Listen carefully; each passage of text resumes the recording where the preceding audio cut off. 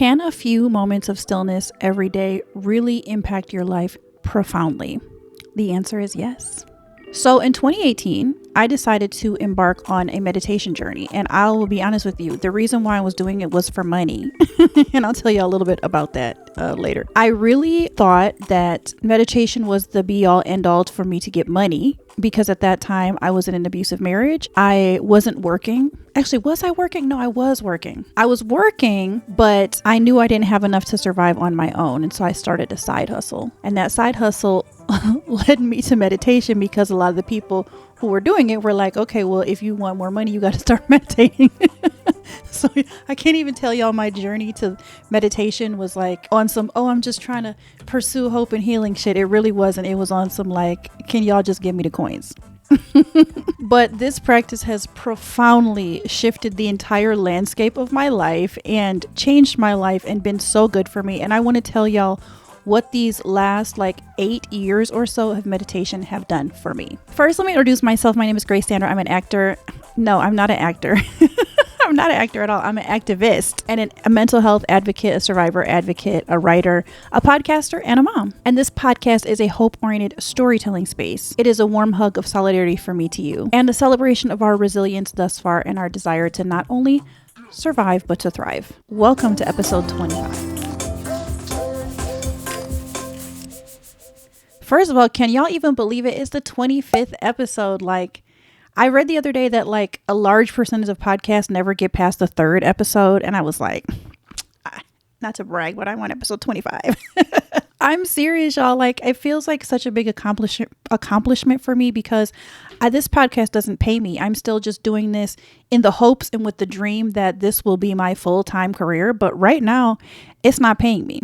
Right now, I pay to do the podcast. Actually, upwards of $100 and something a month, which, by the way, if you want to support me, if you love this podcast and you want to help me continue to do it, please sponsor me on Patreon. I don't really do anything on Patreon, but it is a place where you can sponsor the podcast. And I also do Substack. So you can follow me on Substack at Out Here Thriving. But anyway, let's go on and talk about something that has changed my life. And I wanted to do this topic today because it's the 25th episode. And I'm like, what could I impart that is like such an important part of my journey? And it's really honestly meditation. And it's something that I think is not talked about enough in the Black community and for the Black community.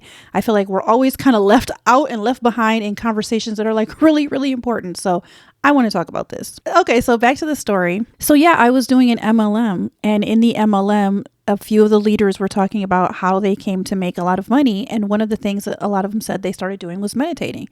And so I was like, well, I should just start meditating then. And so literally it was about money. It wasn't about anything else. Now, I should also say at the time I was in a very abusive marriage, and it was 2018 when I first started the meditation that I want to tell you about. Okay, let me just pause. I know y'all heard that little chirp. Yes, the fire alarm in my room needs a battery, but in my defense, I can't change the battery myself. It's not like a normal AAA, AA or whatever. It's a funny, funky battery that only maintenance can do. And I just haven't called them yet because it's like another step. Okay, so I'm sorry if the chirping bothers you. I've kind of tuned it out because it's been a week now, but I will call. Y'all know I got ADHD, okay? Y'all know I got ADHD. I be trying. Okay, so anyway, back to my story. At the time, I was in a lot of trauma. In 2018 in particular, I think I had literally just been diagnosed with acute stress disorder in the fall of 2017. And then I was upgraded to complex PTSD diagnosis in December of 2017. So in 2018, I had just started a new job. It was really hard. I had a stress disorder. I had acute anxiety disorder. I had a young kid. My daughter at that was born in 2016. So I was still not sleeping through the night. I was still chronically underslept, and then I was being abused. So I want you to have that as a backdrop to me starting meditation and me thinking, oh, this is just this cute little thing I'm going to do so that I can make more money. Okay. I decided to get on. I had an app that I found through something because I've always been kind of like a self-development junkie. I was following somebody who was like, get this app called Umvana. Umvana had a lot of meditations on it. So I found one that was like 45 minutes. This is my first time ever trying to actually sit down and meditate. So I literally remember the day I was sitting in my living room. I remember the house we lived in then. We had like a really big couch, and I was kind of like half laying down, half like this, laid back on a couch. And I remember the meditation was imagining myself like going through this dark, almost like a castle where the stairs spun around. And you're picturing it's like nighttime, it's a soft rain. It's like a lighthouse outside of ocean. And I just remember feeling really, really relaxed. At the time, my job was remote and I had to clock in at 11 to start the workday. And I think I might have started this at like 9:30 or something, 9:30 in the morning. So I dropped my daughter off at daycare and I had come back and I was like, oh, well, let me try this meditation thing. So I'm imagining I'm in this lighthouse. There's a light rain. There's, and basically once you get up to the top of the lighthouse, there's levers. There was 3 levers and each lever represented like what you wanted in your life, like risk high, risk low. For I want the best life possible. You could put it at 0 or put it at 10. I don't remember what happened in that first meditation. All I know is that I fell into a deep comatose sleep. And I mean a deep comatose sleep. I had never in my life felt my body feel like that. And honestly, I don't know if I've ever felt it ever again. It was the deepest, soundest, fullest, most cathartic sleep I've ever had in my life. So much, y'all, that I remember it to tell y'all like this. At 11, when I was supposed to log in, my boss, Ben, had been texting me and calling me, and because I was supposed to meet him like on a Zoom or a Slack or whatever. I wasn't there, and I had my phone on me, y'all. The ringer was probably on. I was so deep in sleep. Who my husband at the time had texted me. I was just out, and I think I slept for like 5 hours, and to the point that people were worried about me. I mean, I think what happened was, in hindsight, is that I was going through so much trauma at that time. My body was so traumatized at the time. I really can't even underscore the kind of pain I was feeling at that point in my life. I think it was like the first time that I had allowed my body to truly rest in so long that it was just like, nothing will interrupt this sleep, like nothing. Well, anyway, what I decided to do, because I slept so soundly that first day, was just do that same meditation over and over and over again. I probably did that same one, I think maybe for like 3, 4, 5, 6 months, and it wasn't every day. It was when I would get the chance, because I knew it would put me out, and it continued to put me out every time. But like every time I would hear a little bit more of it. And basically those 3 levers, imagining myself with those 3 levers became really, really instrumental in me deciding that I was going to leave my abusive husband, because I was really back and forth. He was trying to change. And even though everybody was like, he's not going to change, I really felt like I want to give him a chance. And I was very, very, very trauma bonded, like in the real way, not in the way people use it incorrectly. But like I was addicted. I had an addiction to my abuser and to the abuse cycles. But those levers represented whether or not you were going to take the risk to make your life better. I forgot what the other 2 were. I think it was how satisfied you wanted to feel in your life. And I think when I started it, I had the lever of like how satisfied I wanted to feel with my life at like a 3 or a 4. Because I was just honestly kind of just hoping to survive at that point. Just not end up dead is really where I was at that point. And then I forgot what the 3rd lever was, but that lever thing made me think I need to change. So very, very instrumental. That's how meditation started for me. But as time went on, I started doing other meditations in the Amvana app. And then I started doing walking meditations because I just could not keep my ass awake during a meditation. Like my body was like, if you're going to do this, I will sleep. It didn't matter if I was standing up, sitting up, leaning against a wall. It really didn't matter. I feel like I'm kind of narcoleptic. So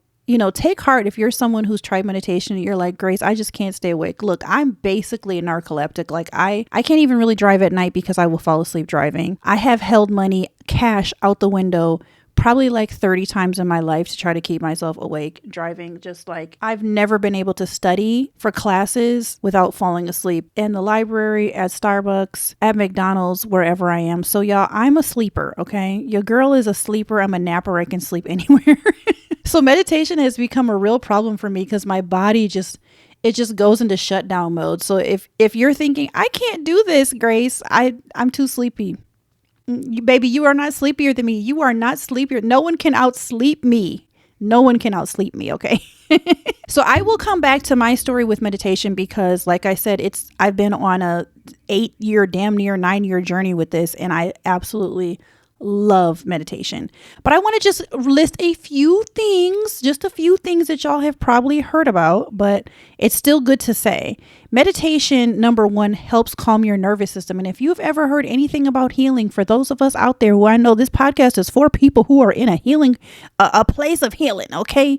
We out here trying to survive and heal. Healing your nervous system is like one of the most important parts about healing, particularly if you've been through trauma on trauma on trauma on trauma. Meditation helps calm the nervous system by activating the parasympathetic response. And when you do it regularly, it can lower cortisol, which is your stress response. When you do it regularly, it can reduce anxiety symptoms, and regularly can improve your emotional regulation. Also, by training your mind and your brain to like stay in one place at one time, like focusing on the breath, for example, that's one modality of meditation that can help you concentrate in other areas of your life and resist distractions. And that can lead to improved focus, better, being better at work, just regular schmegular life in general. But it encourages introspection and non-judgmental observation of your thoughts, without judging them, just learning to let them go by, and also realizing that not everything that you think, even when you're meditating, is true. And it just needs to scoot on by. Just keep going. Meditation can also be really helpful in identifying your patterns and your triggers, figuring out your inner workings, your shadow self. And it also helps grow emotional intelligence, which I feel like just is something we all need anyway. And that allows us to be more thoughtful people in general and more empathetic people in general, which I love for me and I love for you. Meditation also reduces your mental clutter. So if you're someone who tends to overthink, meditation can help with that. It doesn't fix it all. This isn't going to fix, it's not a be all end all, but it helps a lot, and it certainly doesn't hurt. I have found, and many people find, that when you practice meditation, you have a greater just sense of connection to yourself and the world around you in general. And I love that aspect of it as well. If you think you can't meditate, or if you just want to know where to start, just keep listening. I think a lot of people feel like when they start meditating that they'll be too tired, like I was, too distracted, which I have ADHD, too worried about your to-do list, etc., etc. We're all inundated with social media. We're all inundated with the news. We all know the country's falling apart. It's like really hard to just sit and be like, trust me, y'all, I get it. That's why I want to talk about this today. I know there might be a fear of failure and just a fear of like, oh my God, why even start something I know I can't do, or start a practice I know I can't finish? It's just very easy to be like, oh, I tried that. It doesn't work. Peace. I'm done. Don't do that. Don't do that. Don't give up, y'all. If you've tried it and you're like, this doesn't work for me, don't give up. I promise. Okay. I'm going to give you some tips. I also think that the societal expectations put on Black women to be really strong, to be the strong Black woman, to not need therapy, to never need antidepressants, to allow ourselves to just like sit and become very quiet, can be very vulnerable. That can be really scary, even for someone like me who actually is pretty good at sitting in my vulnerability. But I know I have a lot of friends that they fear that, that will be like, I just need to drink because I don't want to hear this, or I just need to smoke because my mind is too chaotic. I'll be honest with y'all. I have at times, I'm not diagnosed, but I have at times wondered if I'm actually borderline because of how much my emotions are so big and so overwhelming. And meditation has really, really helped me with that. I realized that allowing yourself to be just quiet and super vulnerable can also be really scary and counterintuitive at times because it's scary. I know that's a challenge. You might be wondering, does this even really work? And you know what? You'll have to find out for yourself, but I want to share with you my story. Because the truth is, meditation has really saved my whole life. Like, I don't know if I'd be here. I mean, I have several, if you've watched any of my other YouTube videos, I have several self-love, self-care practices that I started as a result of going through a domestic violence situation, because I was very aware that I was not going to survive, that I was going to end up unaliving myself with the rate I was going. So there's so many things I did along the way. But I would really name this as one of the top, if not the top 2 things that I did that has significantly helped me to get through it, to heal and continue to live, even thrive post separation, post-divorce, post-abuse, because I've had so many challenges in the last, basically since I started meditating. I mean, even before that, but I've had my fair share. I just don't know if I could have gotten through it without the practice of meditation. So in terms of focus, here is one thing I would say. I would say start with a minute every day, 1 minute. So once I started that long video and I realized I was falling asleep every time, I was like, I just need something shorter. So I downloaded, I want to say it was the Headspace app. It was one of those apps, although there's so many out there, I don't even want to name any of them because you can probably find all this on YouTube, but there's at least, probably 5 to 10 really good meditation apps. I still use Amvana, and I will link that for you guys if you want it. And Headspace just had was one of those ones where you like watch the circle go in and out and you just breathe with it for a minute. And I just tried to do 1 minute every day. And I found myself doing that, I think that was like the fall of that same year. I just started with 1 minute and then I gradually went up to 3 and then 7 and then 10, I think, and then 20. It took a long time before I could do 20 without falling asleep. And these were just silent breathing meditations that were just focused on the breath. I actually really, really like that because I'm someone who has complex PTSD. So if you're someone who deals with heightened anxiety, or you've been diagnosed with PTSD or complex PTSD, as you know, it can be really hard to not be anxious once you get a little bit quiet. I find this actually sometimes in bed when I'm falling asleep, or if I wake up in the middle of the night or I've had a bad dream, it's really hard for me to quiet my mind again. So what I'll have to do is a little hack that this can be meditative too, is start saying a color and a shape, because your brain has a hard time going back to the worrying if you're giving it something kind of concrete to focus on. So let me give you an example. So if I'm starting to feel anxious, I'll start thinking like red heart with a 2 in it, yellow triangle with a 5 in it, green square with a 6 in it, gray box with a 9 in it. And then I'll just say that in my head over and over and over again. If you do that for like 5 minutes while taking deep breaths, your brain, it really can't worry about what it's trying to worry about when you talking about red circles with 5s and 7s in it and red hearts and yellow triangles. It really can't. I really suggest if you're ever struggling with a panic attack, just start doing that in a repetitive kind of way, and your body will actually calm down. There's lots of techniques for using meditation for calming anxiety, which I have done, which is one of the ways this has changed my life. But that's one of the ones I do particularly at night, particularly if I've had a bad dream, is the colors, shapes, and numbers. There's 3 things for your brain to focus on. I would be impressed if you're someone who can think about a color, shape, and a number and still worried about what you worried about, because that's a lot to be going on in your brain.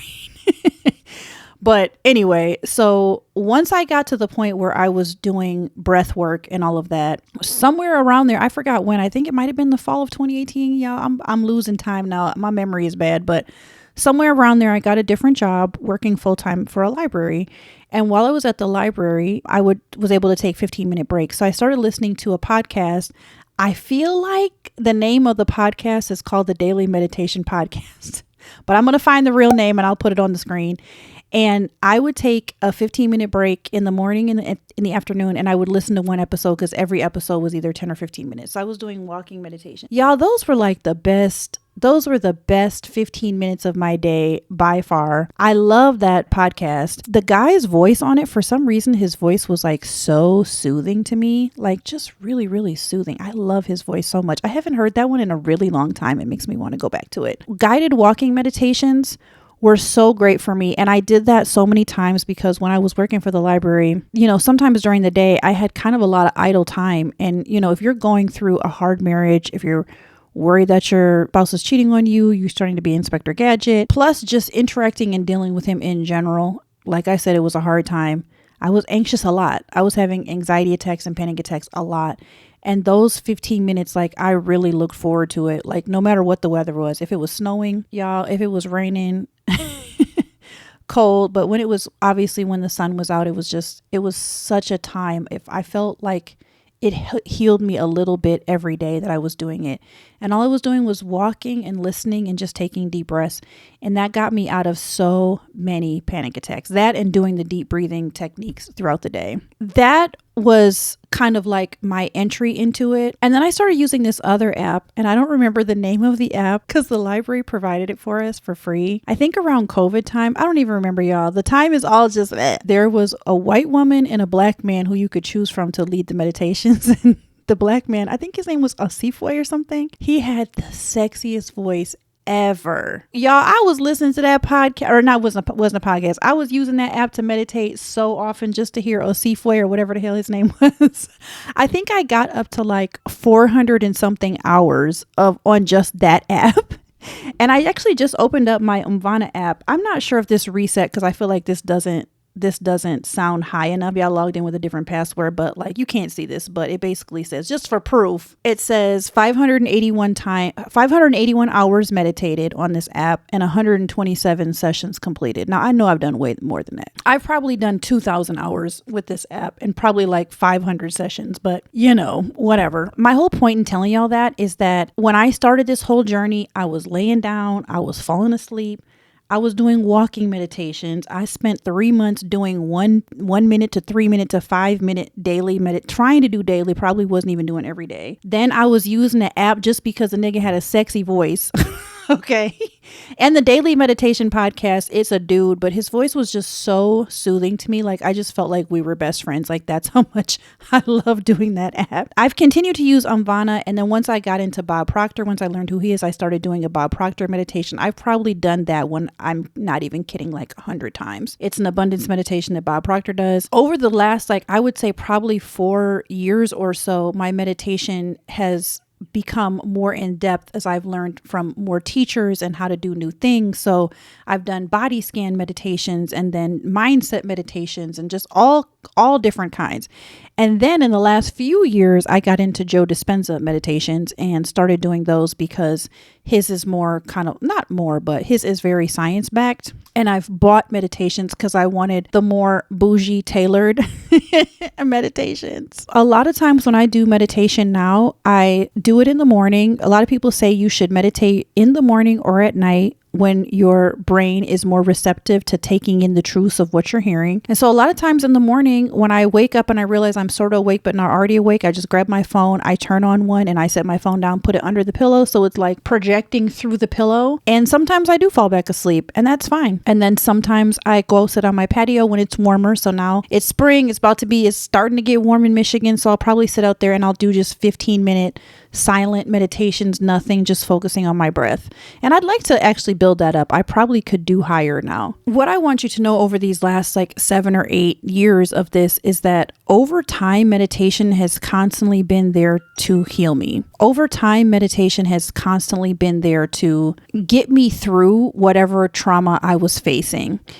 And meditation has been what's helped me to come down, learning how to do deep breathing, real diaphragmatic deep breathing, learning how to go inward, learning what was particularly hurting me so much has been so invaluable. And so when I look at these last, I would say 5 years, because 2020 was the year that I would identify that I started perimenopause. And for those of you who don't know, perimenopause really can affect your brain. It really affects pre-existing conditions. If you have depression, chances are your depression is going to be worse. If you're someone who struggles with anxiety, if you have PTSD or complex PTSD, which could be controversial, but low-key, I think all Black Americans have, and to some extent, in perimenopause, it gets worse. If you have ADHD, in perimenopause, it gets so much worse. Anything that affects your brain already, having estrogen spikes and depletions fucks with your brain. That has altered my life so significantly. The combination of having severe depression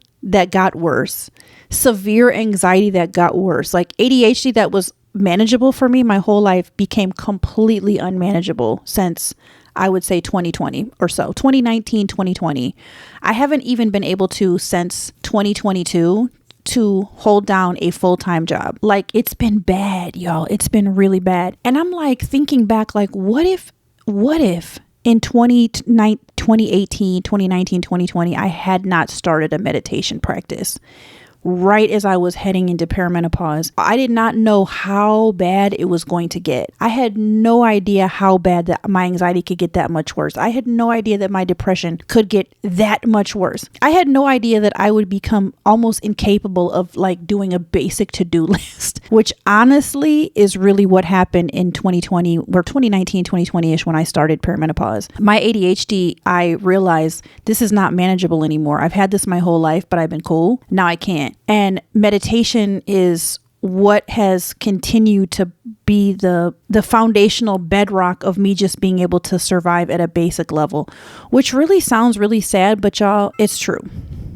So I mentioned this a few episodes ago, but in 2023, a couple years ago, right around this time, I had extreme unaliving ideations. And some of it was situational because I was going through pretty extreme and dire poverty. And I just didn't know how to get myself out of it. And I felt like I couldn't work at all, even part-time. Like, that's how bad my depression and anxiety were. I think perimenopause was messing with my brain. But every month around my cycle, I really wanted to unalive myself. But there was a triggering event, and I won't go into all of that. But what I can say is that the only times that I knew peace is when I would just sit down and kind of like fall into a meditative state and just let myself experience the peace of that moment. And that's why now when I look back, I'm like, what if I hadn't had that? Now, I will say, as someone who used to be a very gung-ho evangelical Christian, I used to pray a lot. And I used to actually practice something called practicing the presence of God, which was basically meditation. So sitting quietly and silently is something I have done since I converted to Christianity when I was 19. And praying for long periods of time, like literally telling God, here is what I praise you for. Here is what I confess to you as my sins. Here is what I'm thankful for. And here is what I'm asking you for. That was something I had already been used to doing. And I could do that when I was in college, I would pray for like 45 minutes to 2 hours at a time because I was just that much of a little gung-ho evangelical. And I'm not laughing at myself. I actually love that I built a really strong prayer practice. I actually consider myself to be a strong prayer. And then I don't even remember what years, but like between the 2010, 2017-ish years, I had a spiritual director for a little while, and we would actually sit in silence together. I did silent retreats. So I just want you to know that meditation as a secular practice outside of like my faith and something else it felt really different to me than when I used to be praying. And I did, like I said, I had done some silent retreats.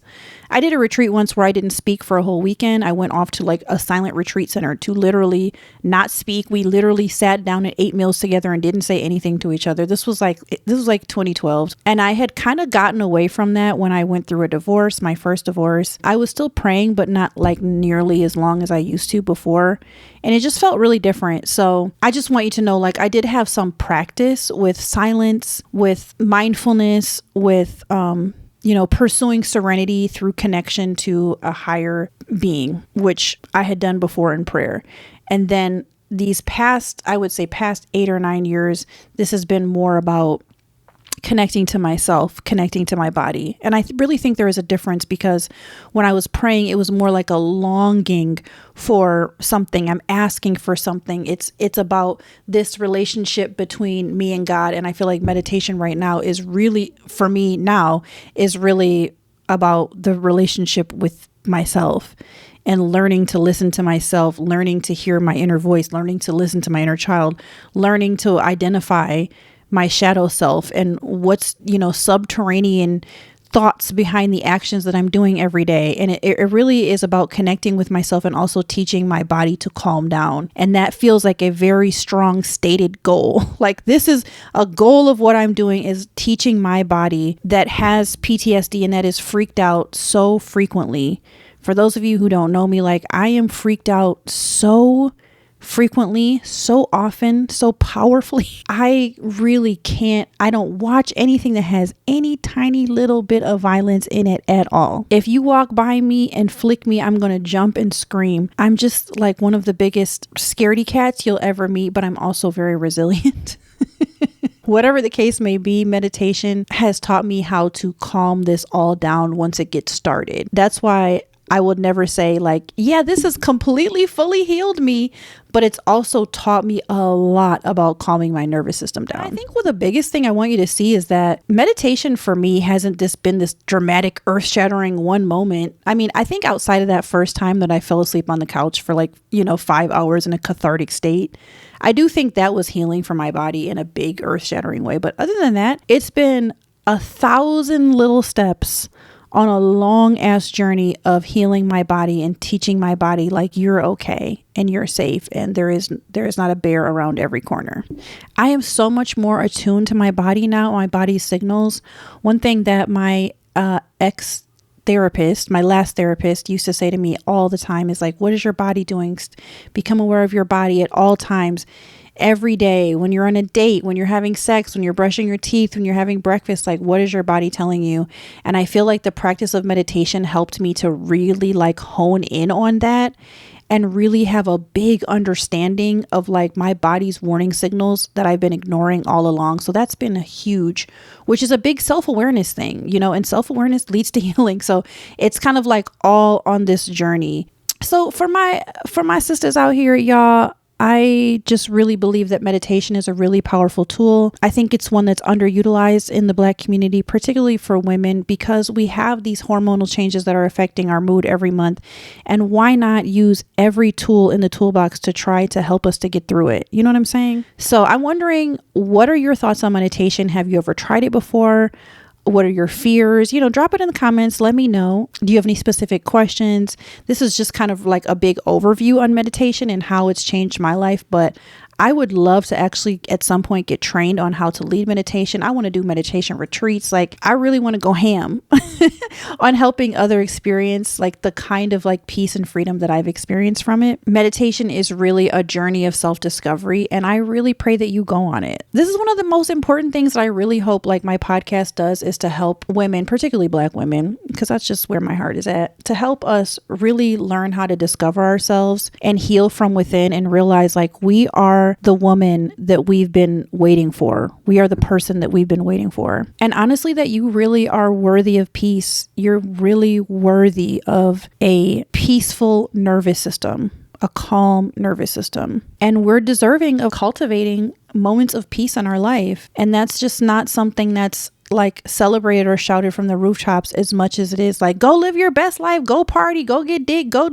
you know, all those things are fun too. You know, I also occasionally go party, occasionally go get the, you know, the dang-a-lang, but I can't believe I just said that. Y'all know what I'm saying. Like, yes, but it's just not as encouraged. Like, go sit your ass down and be quiet and go calm your nervous system, because that is beneficial as well. You know what I mean? Finding your rhythm, a rhythm of life is also beneficial. It's as beneficial as going out for walks and getting vitamin D, you know, via the sunshine. It's as beneficial as like working out, working your muscles. It's as beneficial as doing all of these things that are really good for us. It's just one of the things that just I feel like it's just not encouraged enough. So please let me encourage you. There are so many apps. There's so many guided meditations on YouTube that are free. There's so many resources for this. I will list below like my top favorite resources that I use pretty much every day. But none of these are special. None of these are sponsors. None of these are affiliate links. It's just there's so many. Choose any and get started. Whatever makes you feel the most comfortable and works the best for you, do it. A quick little message from our sponsor, Grace Actually. Stories of love, faith, loss, and Black womanhood. And yes, this is written by me, Grace Sandra. If you like my stories and the kind of things I share, I actually write about it. And these are stories and blog posts that I wrote in the last 10 years or so on love, faith, loss, and Black womanhood. You can pick it up from Amazon on a Kindle digital copy, or you can get a hard copy just like this. I've got all 5-star reviews. People seem to love it. And this is just really the beginning of my writing career. So go check it out. Like I said before, I have a Substack called Out Here Thriving. So please sign up for that. If you really enjoyed this podcast, I would so appreciate it if you left me a review on Apple Podcasts. I'm really trying to grow, and that's one major way a podcast can grow. Also, subscribe here on YouTube and boopity boop that like button for me. If you love me, leave me a comment. Let me know what's your favorite episode, what you want to hear about more, just anything. I want to really grow this into a community of women who look out for each other and who are trying to learn and grow together. You can follow me on all my socials. I'm at Out Here Trying to Survive on both TikTok and Instagram. And finally, join my newsletter list on Substack. You can also support the podcast there if you want to leave me a tip in the tip jar. Thank you so much for being here. You could be anywhere else and you're here, and I do not take that lightly. I appreciate y'all, and I'll see you guys in the next episode. Bye.